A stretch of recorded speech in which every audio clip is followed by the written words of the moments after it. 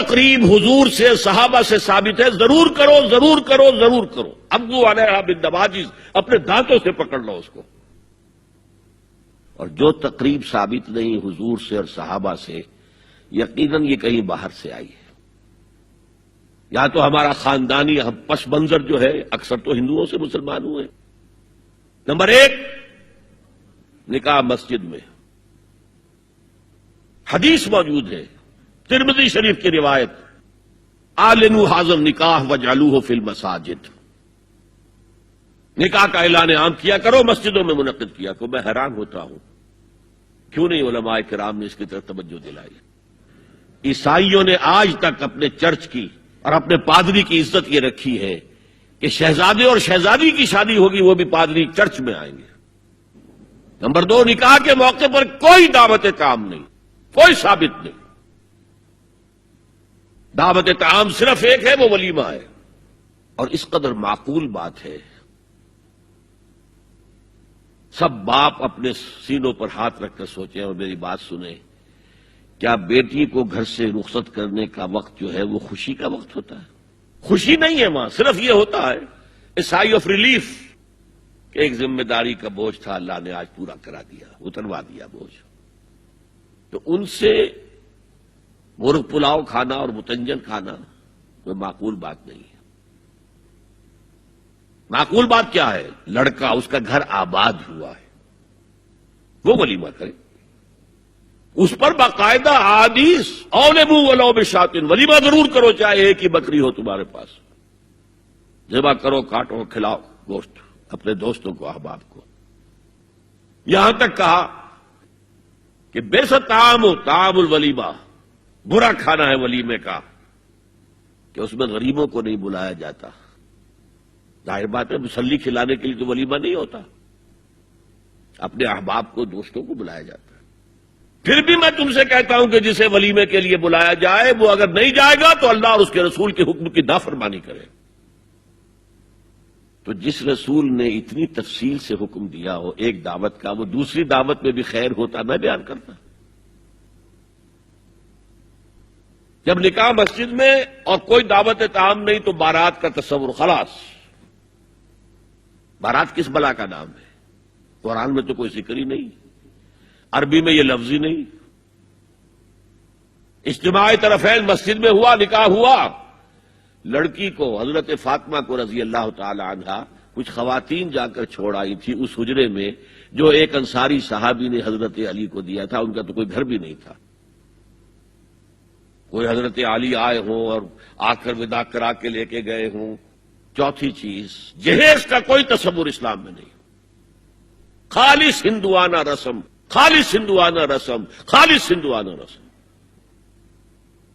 ہندوؤں میں کیوں ہے؟ وہ اس لیے ہے، معقول بات ہے کہ لڑکی کا وراثت میں کوئی حصہ ہی نہیں. وہ تو جب گھر سے نکل رہی ہے وہ دے دلا کے رخصت کر دو. دان دہیج یہ خیرات ہے، لڑکی کا حق کوئی نہیں ہے گھر پر. اسلام میں تو لڑکی وارث ہے. والد فوت ہوں گے، وراثت تقسیم ہوگی. والدہ فوت ہوگی، کوئی ان کی ہے ملکیت، وہ تقسیم ہوگی. شادی کے موقع پر کوئی جہیز اسلام میں نہیں، قطعاً نہیں. غلطی سے حضرت فاطمہ کے جہیز کو جہیز کہہ دیا گیا. وہ جہیز کیا تھا؟ ایک پیسہ بھی حضور کے اپنی جیب سے نہیں تھا. اس شادی میں خاص بات کیا تھی کہ دولہا کے ولی بھی حضور ہی ہے. اور کون ہے؟ علی کا کون تھا مدینے میں؟ اور دلہن کے والد بھی حضور ہیں. اب حضور پوچھتے ہیں حضرت علی سے، تمہارے پاس مہر دینے کے لیے کچھ ہے؟ عرض کیا میرے پاس تو کچھ نہیں ہے. وہ فقراء صحابہ میں سے تھے. فرمایا مہر تو دینا ہے، تمہارے پاس ایک زرہ ہوتی تھی. جی ہاں زرہ تو ہے. انہوں نے یہ سمجھا زرہ تو جہاد کے لیے ہے، کوئی وہ دولت تو نہیں ہے. فرمایا جاؤ اسے بیچو یا گروی رکھ کے قرض لے کر آؤ. وہ گئے، حضرت عثمان نے خرید لی اور کچھ دنوں کے بعد واپس کر دی ہدیتاً. یہ زرہ میں ہدیہ آپ کو کر رہا ہوں. اس وقت اگر کہتے چھوڑو علی، کہاں تو لو میں پیسے دے دیتا ہوں تمہیں، تو ان کی طبیعت پر بار ہوتا.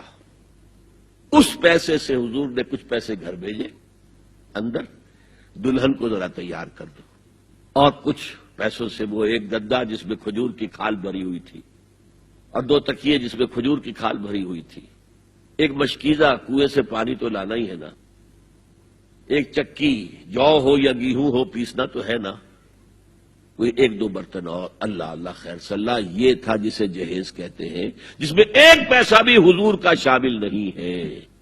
وہ حضرت فاطمہ کا مہر تھا جس سے بنایا گیا، ورنہ مدینے ہی میں دوسری آپ کی صاحبزادی کا نکاح حضرت عثمان سے بھی ہوا، کہیں ذکر ہے جہیز کا؟ حضرت عثمان کا گھر بھرا ہوا، ہر چیزیں موجود، وہاں تو پھر جہیز کا تذکرہ نہیں۔ بہرحال یہ شادی کو آسان کرو، زنا کو مشکل بناؤ۔ یہاں شادی کے لیے 9 من تیل ہوگا تو رادھا ناچے گی، ورنہ یہ کہ بڑی ہو رہی ہے، عمر ہو رہی ہے، سب کچھ ہو رہا ہے، لیکن کچھ تقاضے تو ہے نا، آخر کچھ تو کرنا ہوتا ہے نا، آخر کچھ نہ کچھ لوگوں کو تو کھانا کھلانا ہی ہوتا ہے نا، بارات تو آخر آئے گی ہی نا، کچھ نہ کچھ تو دینا ہی ہوگا، کچھ جوڑے کپڑے، کچھ یہ۔ اسلام کا فلسفہ جو میں نے 4-5 باتیں آپ کو بتا، فلسفہ یہ ہے کہ لڑکی کے باپ پر 1 پیسے کا بوجھ نہیں، اس نے لڑکی پال پوس کے تمہارے حوالے کر دیا، اب اور کیا چاہتے ہو تم؟ سارا مرد آزماں مرد آفرین، مرد کو چیلنج دیا ہے، تم مرد ہو، مہر تم دو گے، اور سب سے بڑھ کر کیا ہو رہا ہے آج کل بھی ہوتا ہے، وہ ہمارے ایک کچھ کام ہوتے ہیں اسلامی، وہ بھی ہے، کچھ وہی ہندوانہ پس منظر۔ نکاح کی محفل میں چھوارے کون لے کے آتا ہے؟ لڑکے والے، اور پلاؤ کن سے کھاتے ہیں؟ بھائی جس کو تمہیں مرغ پلاؤ کھلا رہا ہے وہ چھوارے نہیں بانٹ سکتا تھا؟ یہ ہے اسلام اور غیر اسلام کا امتزاج۔ چھوارے لڑکے والے لے کر آئیں گے اور پھر دعوت اڑائیں گے لڑکی والوں کی طرف سے۔